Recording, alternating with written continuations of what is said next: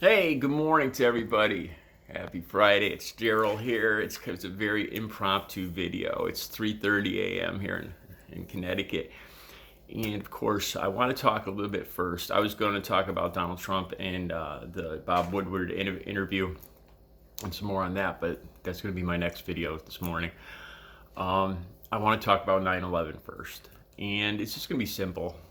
Here in Connecticut, I live about 70 miles probably from ground zero, from the Twin Tower, where the Twin Towers were, about 70 miles. And just let me tell you guys, I just want to go over and share what I felt and thought that day. The thing that kept going through my head was if you could just stop right before the first plane hit the building. If you could just freeze time.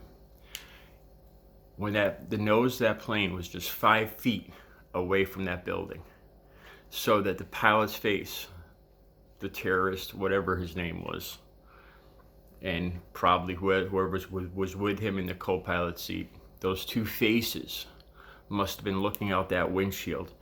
And honestly, I wonder what they felt at that moment. I wonder if they felt overjoyed. I wonder if they had any. I just wonder if at that second they realized the magnitude of what they were about to do. I think before it happened, I like to believe this, that most human beings feel the same. We all have something inside of us, compassion, empathy. And I think it's easy to forget about that when you're angry, when you see your village being destroyed, your town being destroyed. I'm trying to empathize with Palestinians, with Arabs, with Muslims.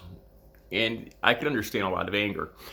But if we could just freeze that moment, when the nose of that plane, if we just stop time right there. And I wonder, as they're looking out that plane window, if there was somebody at a desk sitting right inside that building, looking back at them. I wonder if their eyes met. There must have been some people inside. There was thousands of people in that building. There must have been somebody right on the other side of that window looking back at that one fraction of a second before that plane hit. And I wonder if their eyes met and how they both felt right at that moment. I wonder if the people, those terrorists driving that plane, if they had any remorse, any realization of what they were about to do, the magnitude of it. When they saw the size of that building in front of them, that wall, that huge 110, 15-foot wall in front of them, and the faces inside of it. Or did they feel some kind of elation, some kind of freaking orgasm? I wondered that too. If it was just some kind of epiphany, elation, orgasm. Seriously, I wondered that. That's the biggest question I have, really. At that second,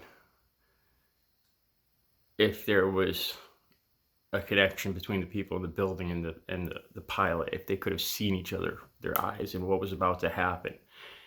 And I think everything in the past would have just fallen aside. All the pain, the hurt, the misunderstanding between Christians and Muslims and the United States and